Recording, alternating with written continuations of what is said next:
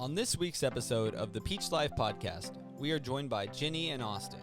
Come along as we talk to this couple about their Skoolie Build and some of the really cool options there are for people exiting the military and using the GI Bill.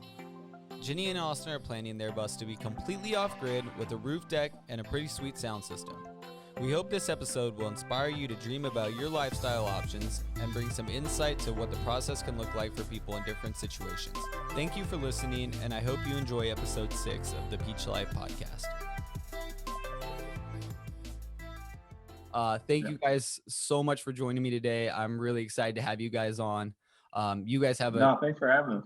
Thank you. I really appreciate it. You guys have such a cool Instagram and such a cool story that when I found your guys' channel, I was just like blown away by it, and just was like had to have you guys on. So I'm so glad and thankful that you guys are joining me. Yeah, for sure, man. Thanks. So for you guys, how did that journey kind of come about? I mean, from deciding to transition out of the military and going into the next phases of your life. Yeah. So in regards to I guess that your question, transitioning from, I guess, the civilian life to military life, and then how the bus, fills into that and everything. It's really, I want to say that we're both completely terrified of getting out of the Army, Yes. So don't get me wrong. It's not like we're just have it all figured out. No, we're just going to jump out and get in a bus. And like the bus thing is a dream and it sounds amazing, but there's also a lot of meticulous steps to getting into that, you know what I mean, from the Army. So the Army, it takes a while to actually transition out. And then you have to make sure that things are in place so that we're financially stable when we get out. So yeah, it's not like we can just jump in or anything. But as of right now, we at least have some sort of a cushion, which is the GI Bill. And what that is essentially, as long as you're full-time schooling, the Army will pay you for housing as well as your school. So, and it's not a lot, and that's the thing, it's not really enough to live off of, but it's enough to pay for school and it's enough to eat. So that's our basically what we're going to ride on for the first however long. And then during this time that we're transitioning out, which we should be getting out February 22nd of 2022. So of 2022. We're roughly a year out. So we have we have to finish the bus by this year, or else if we don't finish the bus by December, we're probably gonna either extend or re-enlist. So from now until then, it's gonna be building the bus and then finding jobs and everything else, and then also the process of transitioning out of the military, which if you've ever done it, it's a lot. It takes about a year to actually transition out. Okay. So it's just all those things combined, and then hopefully we can figure out remote positions and stuff, which I'm trying to do something IT related, and she's wanting to do HR or something. human resources type stuff. So, and that's great because there's so much of that work that is available these days, remotely. You can do a lot of that stuff. And one thing I was really excited about that you guys, as we were talking, over email, was that there's a lot of people getting out of the military that can use this model that you guys are doing as a really cool way to kind of transition out and have some freedom in their life. So I thought that was awesome. You're actually kind of opening my mind a little bit as well. I didn't really think of it as a way, because I guess the bus, we own a home. And so I think that would make us a little different than others that would do the bus thing, is that we're able to, come back to the house, or we can rent it out or whatever. Whereas, the bus is technically almost a no mortgage kind of situation. So if you were getting out of the Army and you wanted to do you could totally afford to just live in a bus if you didn't have any other ties. But so I didn't really even think about that until you brought it up. And that is a great way that people are doing. I think that's pretty common that people are, if they own a home, they'll rent it out. They can, rent it out, keep some, make Right. that, and plus a little bit extra. So, there are multiple different ways I think that people are finding that you can, get out on the road. And if you do, things the right way, you can save money, here and there. How did just last year play into that at all with getting the bus, deciding to do that? I think in the middle of kind of uncertain times. I think anybody that makes a huge change in uncertain times, it's I want to find out why and how they got there. So when COVID happened at the beginning of March last year, we were actually quarantined. We had to go to work for only 2 months really, and then we like had to go back full time. And like the whole time we were thinking about, we always knew we wanted to travel when we got in the Army. So like at first we started like looking into RVs, and then we were just like looking at how expensive RVs were. Like the only ones that we could afford were from like 1990, and they were all like they're like at the top of our price budget. But then we wanted to like renovate them anyways. So we started like looking into buses, but we didn't really get the bus until October. So like after COVID really happened, it would have been really nice to have the bus during quarantine because like we could have been working on it the whole time. Okay, yeah. See, and that's that's getting to that. Like some people were able to do that, have that time off and get to kind of work extra, seeing for that. So, with that, like how do you guys plan? What's like what are you guys going for with the build as far as like, do you guys have like a style or kind of with the layout? The layout was actually really hard for us to discover. Like we were like taping down everything, retaping, trying to draw it up. Like it was really complicated at first. So like with the main thing that we were like struggling with was having like a full bathroom, like having the sink, the toilet, and the shower all in one room. But like after we taped it out, it was kind of too big of a it was too big to like put all these things together. So we eventually decided on like putting the sink in the bathroom on the left side and then the shower on the right, like totally separate. Okay. So that was like one of the biggest things that we wanted. Yeah, we don't we don't have much of a layout per se. I would say like it's kind of just something that we get an idea of, like, hey, this is going to go in this general area, this will go in this general area, and then we're kind of piecing it together as we go. We're actually kind of in that limbo right now of like we have some of the framing done, but we can't exactly like finish the framing and the layout until we get some of the wiring run and the plumbing and all that stuff. But the layout is completely just going to be based on trying to be completely off grid as much as possible. Okay. So incorporating a lot of our solar power and like, batteries and all that stuff. And then just trying to be how would you say, like energy efficient as possible. So yeah, it really is just kind of like it's something that's pieced together day by day. Like we really don't have a set layout. So do you guys plan on doing like more boondocking then, like more times getting out where you're out for Yes. the full 2 weeks? I mean, usually if people are doing a lot of boondocking, you kind of need to be able to be out for, at least, 2 weeks. Right. And so we have like, I think we're running, we want to do at least anywhere from 600 to maxing out at 1200-watt solar system, which would give us, ample energy if we're off grid or whatever. And then we're going to have like the 100-gallon water tank. We haven't bought that yet. But we just, toilet, which is going to help a lot. yeah, the composting toilet, just to, that's one less thing to worry about. Yeah, we're just trying to be as efficient off grid as possible, because it would just be sweet to, just go out in the middle of nowhere and just park for 2 or 3 weeks and just see how we do. Yeah. Are you guys doing a deck on the top? Or are you guys taking up as much room as you can for solar? No, we're doing the He deck. wants to do the deck so bad. For Like, sure. do you have room? It's one of those ones that it's becoming like, how can you not build a deck on top of the bus? It's like, Exactly. a must have. It's such a usable extra space that it's pretty easy to do. So I mean, you gotta maximize every inch of space you can, when you live tiny. And in my opinion, it's just so like unique, like you can just climb on your deck and say that we're parked on the side of a mountain in Utah or something. Like it would just be so sweet to sit up there and just look out as far as you can see, like I don't, it's almost like it's a must have with a bus. Yeah. And which is cool. I didn't even know that people did that until we had already bought the bus. Even on top of our trailer, it's like about the same height as a bus. It's up high enough that it makes so much difference with the view for places that you're at. Kind of getting that. Tiny home? Yeah, so it's interesting. We live in like a renovated trailer that is a 30-foot trailer that we've kind of completely not gutted everything, but renovated the whole thing. And then what I'm in right now is like a tiny art studio that's right next to right behind the trailer that we built during quarantine for my wife. She's an artist, and so yeah, so and I had never built anything, so we just decided to do this, and it's been nice getting that extra space. I mean, for us living tiny, we're able to make it work, but having this little extra space has been really nice, having that just extra creative space. when there's only like one area, it can, especially with a, kid or kids. Right. Yeah. You guys built it yourselves?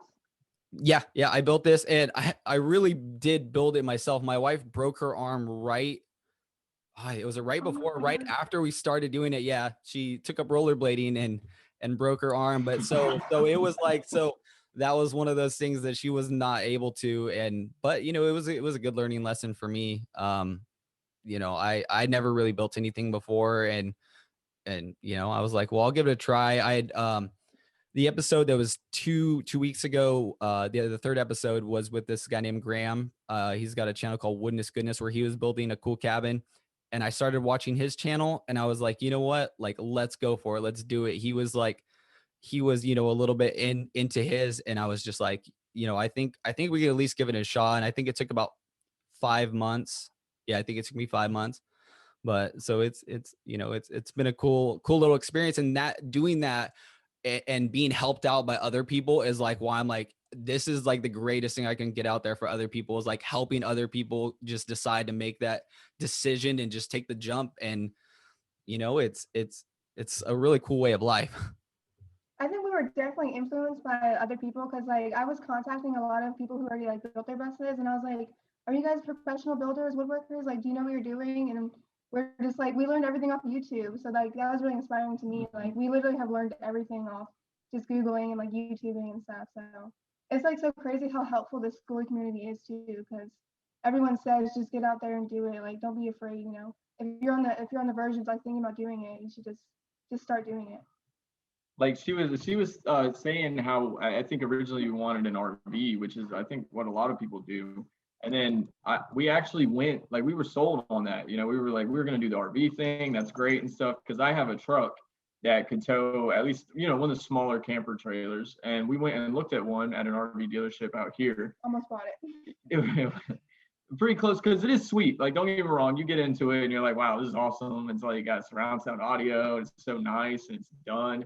But then it was like we started thinking about the financial aspect of it. And then it just, is so just like all of the others. They were all the same thing, just in a different package. And we just kind of wanted something that could be ours, and that we could take anywhere, and it would just be different.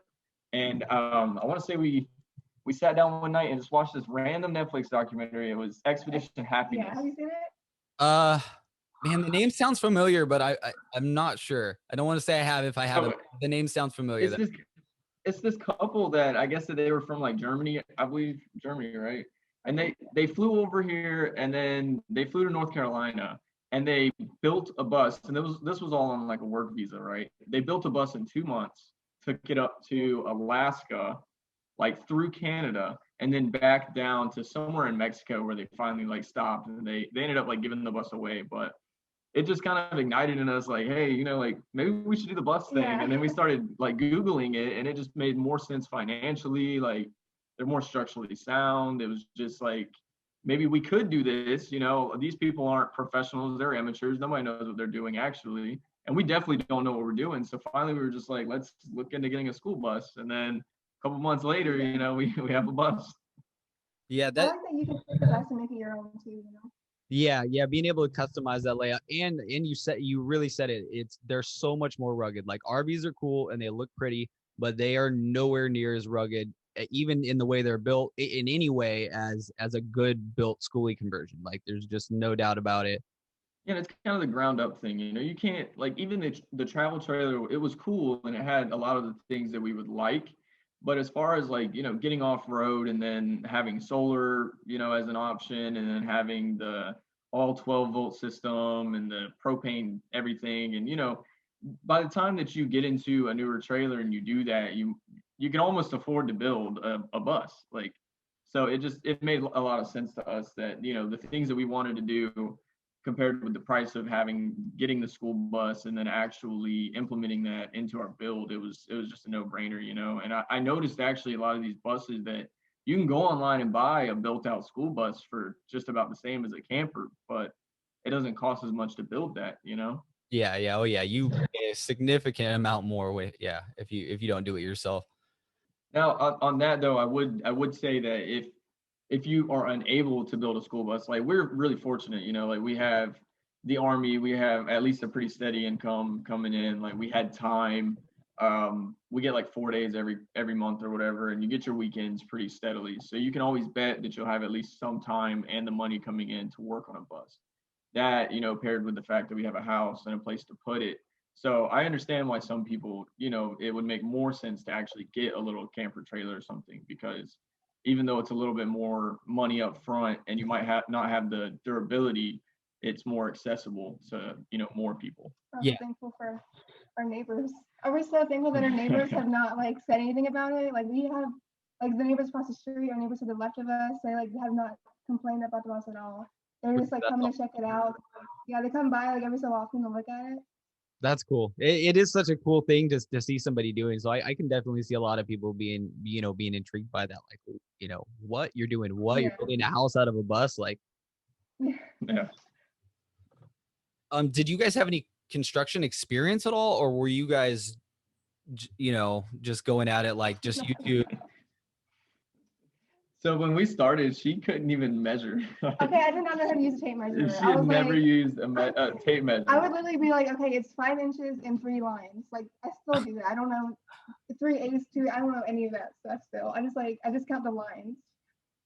And I think I pointed that out in one of our posts. I was like, Ginny started out, she couldn't even measure. And now, I mean, she's building boxes and all kinds of stuff, So like we have absolutely no construction experience at all. Like none whatsoever. But we're also thankful that his dad only lives like 30 minutes down the road. So he's lent us so many really useful tools. Like if we didn't have all the tools that he has let us borrow, like we'd spending a lot of money on tools. Yeah. So that, and then he's a great resource. And then we also have just YouTube and Google and everything else. Like your Facebook, it's so accessible at this point that like I don't even want to say it's an underground thing anymore. It's so many people are doing it and understanding why it's available that there's just so many resources out there for you to figure this stuff out on your own. Like it's not that hard. There's some things that are super confusing. Like right now we're kind of stuck on electrical. Yeah. But I mean, really, we're figuring it out, and just it's not that hard. It's really not. I think anybody could do it. Yeah. I mean, and it's understandable. That is one of the most technical parts on a build like that. You have to get it right. There's no way around that one. So yeah. That is just one of those ones, because I remember that was one I'd never done electrical before, and when I did it, I was when the sink worked and the electric worked and nothing was leaking or fire, I was like, okay, like like that was the moment. I let a little bit of stress finally die down and go, okay, I can move on to what's next. I'm glad we'll hopefully one day reach that, the end of the stress. Because it's like even once you do understand the electrical part and you understand how it functions, then it's a matter of like piecing it all together and like making it all work. Yeah, and then how to actually wire it properly, and like hopefully this wire doesn't short out or whatever. And yeah, it is stressful every time we're messing with it. Like yesterday we were doing a lot of hooking up the receptacles. Yeah, actually wiring in the receptacles and stuff. And we have really shallow boxes. Oh yeah. And we have to like screw all that wiring into it, and so we're worried that that might cause a problem. Yeah. No, I totally get that. I had a few boxes too that I had, like one, I think I had an RFID one that it was kind of like that too, where I was just really having to shove things in there the way that I didn't think was probably the best, but sometimes we do what we got to do to get by. So I think we talked about a little bit before, but when you guys do get out on the road, like what you guys plan on doing, campsites, boondocking, what kind of ways of travel do you guys plan to do? I think we plan on boondocking as much as we can, but the only thing with that is like we need to have access to internet at all times, because we're going to be going to school full time online. So like that's the only thing that would probably stop us from boondocking, is not having internet access. But I want to be out in the middle of nowhere as much as possible. Yeah, I know it's getting easier and easier, and apps and things like that are making it a lot better. People are able to see at this place, they have 3 bars of signal. So the Skoolie community, even all the kind of traveling community coming together and helping each other out by those things. I mean, that's valuable stuff, knowing if you're going to, a campsite, it's like what kind of services are going to be for our provider. I mean, that's So that's awesome. And then technology is expanding too with, whatever, like WeBoost or a bunch of the other, different companies out there making, Wi-Fi extenders, things that, receive better signal. So Right. luckily there's good options out there these days, to be able to keep working remotely. I also heard that a lot of campsites like don't like buses coming into their campsites. I don't know if you heard those horror stories. Yeah, that's an interesting one that even I think last week I was getting into a little bit and I've heard that as well. I've never experienced it myself, but that is a common theme. Is just, and I guess it all depends. Every bus looks different. Some are, wild and colorful. Some are normal. They all look completely different. And it's sad, but maybe that's even why I'm trying to be here, because I want to bring the whole Yeah. community together. I don't care if you're in a bus, a tiny van, if you're literally in an RV. It's like you're all trying to build the same kind of really cool life, and it's like the best thing you could do is all work together, all help each other out. And I think Yeah. when push comes to shove, people, whether it's, someone driving an RV or a trailer, seeing a bus pulled over on the side of the road, you know what, they're probably are going to stop because they know what that life is like. So when push comes to shove, that community, will and does come together. So, and hopefully those perceptions change. I know a lot of times with campsites, it's like you're dealing with like camp hosts and things like that, and it's not Yeah. always necessarily just the people. A lot of times it's, maybe the parks themselves that are a little, prejudice against certain types of, vehicles. So, you know, I did notice that like the length of your bus kind of depends on if they're gonna let you in or not. Like that's why we kind of didn't want a 40-foot bus. We went with like a 32-foot bus, which I think is a perfect length for us because it's big enough for me and Austin, and then our dog and our cat that we're gonna bring. So yeah, without having kids and in a full life like that, I almost think it might be smarter. I think that there's a lot of, and I may be wrong, and I may be just talking off the top of my head, but I think a lot of the national parks and things like that, I feel like it's 32 or 33 yeah, as yeah. what can get you in. So I do know that a lot of people do have trouble when they get over, over a certain size. Yeah, and I think that that's exactly why we discussed it a lot, because that's one issue I think that's a barrier into the schoolie community really, is that it's hard to find a good bus with the right engine and the right transmission that's going to be within a good length that's allowed in all these parks and stuff, So like we took a few Yeah. weeks, We I were would say searching maybe for like a a month, while. yeah, Yeah. finding the right bus at the right length, the right transmission engine combo that would work for us. But I could understand like if you had like 2 or 3 kids, like we would totally have gone with maybe a 35-foot bus and just had to deal with the parks or whatever.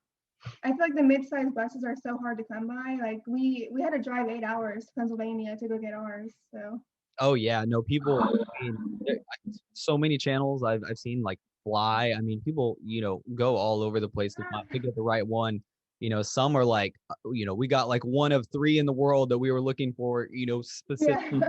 things like that. So, and I never even realized that deep into it. Till really like starting talking to people, like how much it's like how in detail they really went to like get the exact bus that they, people felt, would work for them.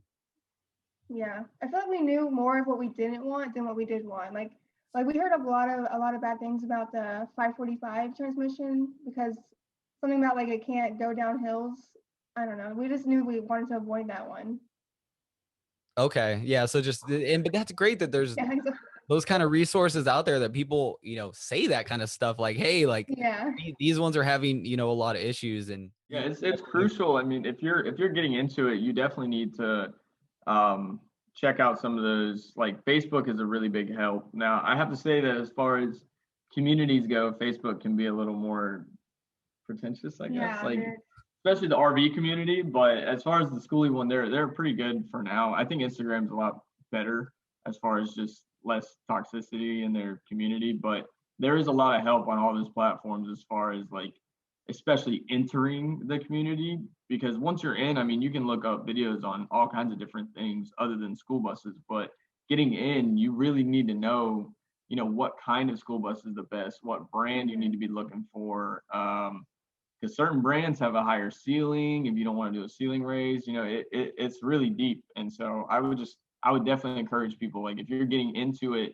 at least to start, go ahead and do the research on what bus to get, because it can make a big difference down the road. I could honestly see us later down the road getting like a smaller bus even. Yeah. I was just gonna ask that, like, after you bought yours now, it's like, are you 100% happy with it, or do you? And that's a lot of times you do see people say, I might be able to go smaller one day.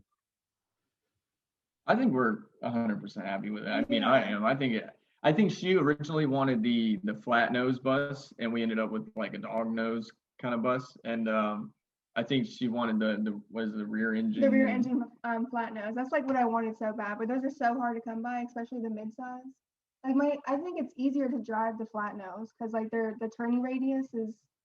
I'm just terrified to drive the bus to begin with, so I gotta learn. I wanted the dog nose. I think it's cooler looking. I don't know why. It's just got that old school like school bus look to it, and I really like the fact that I can get up there and just flip the hood up. Yeah. And I think the bus is sweet, and it's fun to drive. It really is. That's actually that's interesting. Yeah, is just that the simplicity there of having the kind of normal engine bay. I mean, I'm not sure how close to normal, but at least in the same spot and kind of a little more familiar than the ones that are in the rear. Yeah, with the rear one, I really don't know if I know what I was looking at. At least I've been in a couple of engines and cars and stuff, so I can flip up the bus hood and like, okay, this is the alternator, this is whatever. And I mean, it at least looks more familiar. With the rear engine bus, I really don't know what I'd be looking at. We'd probably have to get twice as much help as we have already. Yeah. But either way, I would point out that the dog nose is what they call it. It's definitely, they're more available. They're cheaper. I don't know why the flat front bus is just so sought after that once you find one, it's either going to be overpriced or too far or whatever. Yeah, that's interesting. Yeah, getting that that it's probably a lot more common. I would have thought that the flat nose ones were more common, but it seems like the more and more I see that, the more, and I don't know if it's just because they're just really getting picked up at like a crazy pace, or or what it is about those. There's pros and cons to all of them. I mean, like the flat noses, I think a big selling point on those is that the wheelbase is shorter. So your rear wheels will be further towards the middle and your front wheels will be further towards the middle. So they'll be behind the driver's seat. That way, when you're turning, you have much more turning radius. It's better for like mountain driving, which is what a lot of schoolie people are trying to do. But again, like I said, it's harder to pick them up, and it's definitely harder to get them at a good price with like little rust. And I think we found a nice medium, because our bus is a little shorter, so the turning radius isn't as big of a problem. It'd have been cool to have the shorter turn radius, I guess, but it really doesn't make that much of a difference. Like where do you guys plan on do you guys plan on traveling the whole country? Do you guys have any like major destinations you guys are like, because I know like once we're able to hit the road at some point, like, everyone's got their spots, like I gotta go there, I gotta go this, like what's kind of that for you guys? I think the main thing that I want to see is the arches in Utah. Like I have been obsessing over them like forever. I would love to see these arches. Okay. I know he wants to go to Alaska.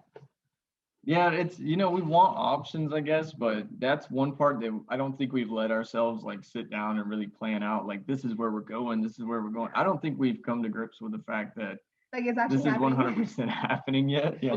We're so caught up with research and, but yeah, I think we're going to be big national park people for sure. Just cause like, I think growing up, neither of us have really had the opportunity to go to a lot of that. Like, I've never been to the West Coast, and I don't think she has either. And then we're also really big into music festivals. Like, that's kind of our thing. Like, we do those anyways. But again, we've never really had the opportunity to go to, the ones up north, to the ones out west. And we want to be able to stop at all those along the way. That's another reason we wanted a shorter bus, because a lot of those don't allow bigger like RVs, You know what? I totally even didn't think about that because we love music festivals. We for all my 20s, we lived like a block from Coachella, and we would go every year. Yeah, we live super close. Awesome. So we love that. And I didn't even think about that oh yeah, you can take to a lot of them. You can take your rigs and just do the camping there. So that's something to definitely think about. Yeah, I think we're trying to go to Bonnaroo this year if it's happening still. Yeah, Like every all the this festivals year got is canceled last year. Yeah, we're betting on it not happening, but once the bus is done, that's something that we just love to do. And we've been talking about doing more camping festivals, and we were like, oh, why not build the bus with that in mind, you know? And so that's a big influence on us as well, not just to all these national parks and stuff, but being able to access the festivals and actually yeah. bring our bus in there and stay overnight and stuff. We thought it'd be awesome. I think the only problem like with going to a festival in the bus would probably like, can we bring the dog in there with us, or like, are we gonna have to like find, I don't know, what's it called, doggy daycare, Yeah, kennels. kennels? That's a good question. I have no idea whether they, you know, whether they let people keep their pets in their trailers or RVs. Well, that's interesting. I'll have to find that Yeah. out. Maybe we can figure that out for people. We'll figure out what works for us. So and you can then bring your we'll, dog to Bonnaroo. yeah, and we'll put it out there like this. These are the places that allow it and don't allow it. Here's where you can keep your animals in the meantime. Yeah. Yeah, and see, I love that because you know we have pets, and you know I it's one of the harder parts, or a little more hard part about traveling is with pets, and so like I like to, that's one question I like to ask people, you know, is seeing that, like, is, you know, your plans with traveling with pets, people that maybe already are on the road and have been doing it for a while. I'm like, you know, what's worked for you guys, like, you know, with, especially, I mean, cats, especially, a lot of, you know, dogs are pretty good, but I think people get really sketched out with cats. Are like, you know, are we just going to stop and they're going to run off and we need to leave and they're, you know, nowhere to be seen. It's actually funny because I honestly did not want to bring our cat. I was like, he's not gonna like it. Like he's not gonna enjoy being on the road 24/7. But then Austin was like, we're not going without him basically. Like we're bringing the cat. I can't imagine being, you know, being out on the road without, you know, your pets. Yeah. That would be so hard. You know, I couldn't imagine doing that. I think we can probably create like a cool space for him to just like lay in the sun next to a window. I think that'd be cute. Yeah, I think we've actually already started incorporating them into the build. You know, it's important to us to have our pets. Like we're not about getting pets just to, like, you know, let them go or whatever when we, you know, don't need them anymore or something. So we've already got at the front of the bus, we're building like the litter box area. We saw somebody else do something similar, I think. Yeah. Like a little cubby. Yeah, it was like a little cubby that they built in the front, and that's where they kept the litter box. So we've already started that. She's been building that. Yeah. That's we're cool. not sure about yet, you know, what the kennel area, I guess. Yeah, that's, I mean, that's even a problem that we're dealing with right now is we have like this one spot that our dog bed is, and I'm going to build like a custom bed for my daughter where it actually lifts up and there's a kennel underneath it with or like her dog bed area with like a dresser as well. So I've been trying to figure that same thing out, and I think I finally figured out. I just need to build it. Now that I've got this thing built, I can start hopefully, you know, getting over onto other projects that I need to do. But yeah, getting like the litter box, especially the litter box, getting that one out of the way, two covered somewhere where the smell isn't as bad is really important. So building something custom that you don't have to see it, it's easy to clean, and make sure it's easy to clean, because that's one thing I noticed. We built a custom thing that was cool inside of a cabinet that was already there. I kind of had to customize some stuff, but the fact that I didn't realize at first that it wasn't as easy to get the litter box in and out to clean. And that was a real nuisance and annoying. So I had to do some customization to make it easier. Yeah, and that's a really good point. I think that's something that we're trying to figure out exactly how we can, like, because it's kind of like a flat sort of bench looking thing, and we want to be able to like lift it up so that we can lift the litter box out directly. But yeah, that's a really good point. You know, like that's something we gotta. The problem with that is like the gear shifter is literally right next to it, so we have to like incorporate the gear shifter like next to the litter box, like on the same lid. Yeah, all those little things, especially with buses, it seems like there's so much. It feels like to me, it feels like there's a lot you're fighting with. You're fighting with windows throughout the whole thing. You're fighting with a lot of things to, you know, and are you guys doing any window deletes at all, or? We've deleted 3 with the actual like sheet metal. Okay. And then I guess I've noticed a couple people on YouTube and Google and all that, they just black the remaining windows out, at least from like the bottom down, like the bottom half. Okay. And then they'll put insulation and like frame it out. I've heard it's a problem because if the window has any issues, then you have to like rip out your wall and get in there and stuff. But I think we're gonna do the same thing. because that would allow us, like, say in the kitchen, we can just, cut them all in half, Yeah. and we'll still have access to the top window, but we can build maybe like a backsplash up to that part. Yeah. That's a So really good idea. I actually, yeah, I haven't thought of that. That's awesome to just get that, because then it almost makes like kind of like a window, kind of like I have right behind me here. It's just like one that's upper when you can stand and see out of it, Yeah, yeah. but it gives a little more privacy still too. So that's really cool. yeah, so I think she already bought. You just bought that. Yeah. Yeah, it's like that's like super dark window tint. Basically, it's like pitch black window tint, and so we'll just tint the bottom half, put insulation, and do exactly like we're doing with the walls. So we'll insulate it and then put our little wall right over it. So it won't be a functioning window anymore, but it should help keep any moisture and any cold or heat coming out. And then the top one will still be accessible, and we can build our little window ledge and everything. So Yeah. We did leave the bathroom. We left the bathroom windows, so we gotta make sure we gotta block those out. Do some, yeah, we're gonna leave those. Those will probably be the only full windows that we leave. Now, with your guys' time frame, like, what are you guys hoping for a completion date? I mean, I know we were talking earlier. I mean, you have almost a hard end date that's in 2022. But I mean, as far as for you guys, I mean, I know you're having to do it more like on weekends and kind of having to be like weekend warriors with it almost. Maybe not able to do it full time. So, what's that kind of time frame looking like? Well, so we have exactly a year until we finish, which I feel like we don't have enough time, but he keeps saying that we have plenty of time because we only can work on it on the weekends, because after work every single day we're just like drained. So it's only like a weekend thing. Yeah, I think I would say that our date is definitely February time frame next year. So I mean, I think that we can get it done in that amount of time. I really do. It might not be completely perfect, flawless like we want it, but I really don't think it'll ever be completely perfect, flawless. So, I mean, considering we got it in October? Yeah, we got it in October. Like late October, maybe. Yeah, And I mean, we took time off. You guys are on a really good pace so far. Like with Yeah, it. I mean, I feel like we are, and it helps that we didn't rip out the ceiling and all that. So we're already at the point of, I think I have one more wall to actually build. Like that's an interior wall, and then from there it's like we're gonna finish up wiring and framing, and then from there it's really just gonna be finishing and appliances and. Yeah, I feel like there's a big arc. Like at the beginning, you really feel like you get a lot of work done fast, and then there's like this middle area that does feel like a real bell curve that sucks. But then once you get over that, it really does. The end part kind of speeds up, kind of speeds back up, and all comes back together. So I think you guys shouldn't have any issues hitting your guys' date. Yeah, I'm glad you bring that up. Yeah, because that kind of brings us back to like the beginning of this podcast is where you brought up, or we were talking about that we're stuck in that like wiring phase, but where does this go? We can't do this until we do this, and that's the bell curve I think you're talking about is exactly that. We've got the framing done, but now it's like, where does this wire go? Where does this appliance go? We can't get this until we get this appliance in, until we get this water tank in, and so I think the demolition and all that is the real physical part, and then now is the like mental like marathon struggle. As far as the tiny lifestyle, I just feel like it is more accessible than people realize. In fact, I think it's more accessible than buying a house.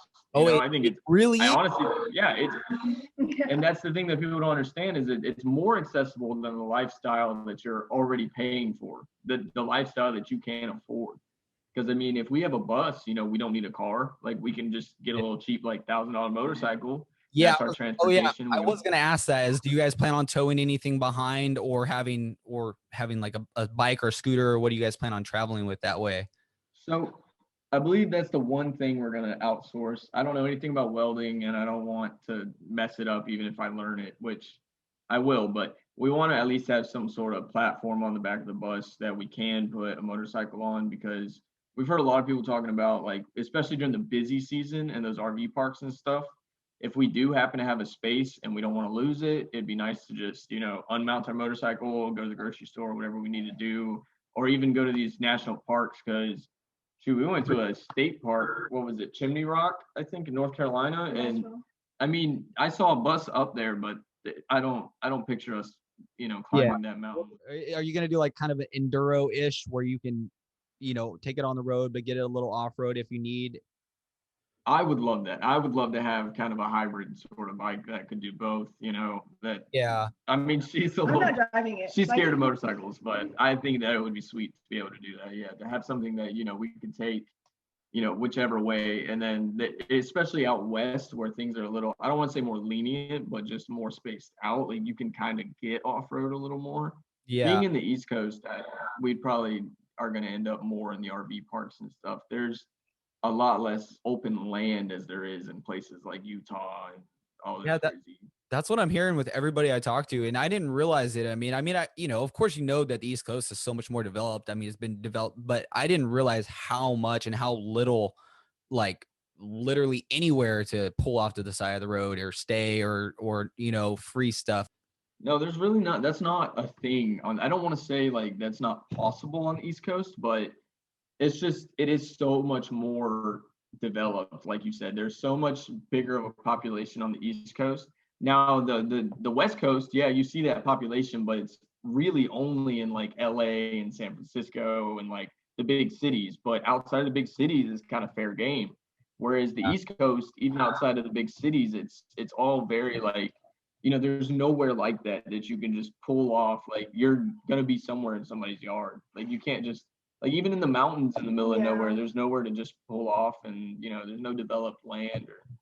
Man, that's crazy. I never been back to the north and kind of northeast coast. I've never really seen what it's like. That's crazy. Yeah, I mean, I don't think I've ever seen, because that's something that I'm kind of not believing that well, is that I see people on all these communities and stuff, and they're like, oh yeah, we boondock out in the middle of nowhere. We just go off the road and we just live there for a while. And I'm like, here, like I can't think of a single place I've ever seen that you could possibly do that. I'm excited that you guys, like we were talking earlier with the transition from the military, and just the whole idea that, getting the resources out there that, with the GI Bill, and that there's ways to, to plan and prepare like you guys are doing, far enough in advance that when you get out, you're that you're ahead of the game, and you have kind of your future planned out. So I really think that's awesome that you guys are doing that, and really inspirational for other people to see that. And I'm sure, I hope someday that this gets in front of other people that are maybe transitioning out of the military. They're like, hey, that's a really cool idea, and maybe spark that journey for them. Yeah. And I want to say we haven't faced nearly as much adversity as other people. I know she brought up that the Army doesn't give you much freedom, but on the flip side, it does. Like we have money and time, and we have the ability at early 20s. We bought a house, and just stuff like that you just wouldn't get without the military. Yeah, anybody in the military can do what we're doing. Like everyone has access to the GI Bill, and it's honestly we would not be able to do this if it wasn't for the GI Bill. Like we're like almost all of our income is gonna be based off of going to school. So like anybody in the military who's looking to transition out, like this, I think this is a good option to get out there and start traveling. Because like when you're in the military, you're really limited to how much freedom you have. Yeah. Like if you want to go somewhere and they say no, you literally just can't go. So I feel like this is gonna be like, it's gonna be night and day. Like having like less freedom and then having all this freedom. I'm really excited to start the journey. For anybody out there, what's your guys' Instagram channel? So our Instagram channel is called Bumpingbus. Everyone like the name. I love the name. Like the really like people at work, they're like, why is it called Bumpingbus? I'm like, because we like music, so we want the bus to be bumping, literally. That's cool. Bumpingbus, the Bumpingbus. It's the bumping. Yeah. Like we said, we love music festivals and stuff, and I don't think we've put it out on any of our social media stuff, but we're actually getting pretty close to wiring up. We're gonna do a pretty badass sound system in the bus, and that's something we're really excited about that I don't see on a lot of other channels. Yeah, that we want to do the whole thing, like the subwoofer and the so you're integrated with the entire bus, like a full. That's awesome. That's gonna be a really good sound system. A bumping bus. Yeah, that's why with ours it's cool with the trailer. Like one thing, we had our back window, the entire window. My wife let me make into my music studio, and I have like full size monitors in there, and it's like with those you can you can not be in, you can have it so loud you can't be in that, in the house. So it's nice having good music. That's awesome. We think it'd be hilarious to just, pull into wherever and we're just shaking. Like it would just be the best thing ever. In a school bus, it'd be awesome. So that's why we're the bumping bus. Thank you for joining me on this week's episode of the Peach Life Podcast. Next week, we will be joined by David and Maya as we talk about their bus build, getting out of the big cities, and some great tips on getting your bus registered. Please like and subscribe and hit the notification bell for new episodes each week. Find us on YouTube, Spotify, and iTunes.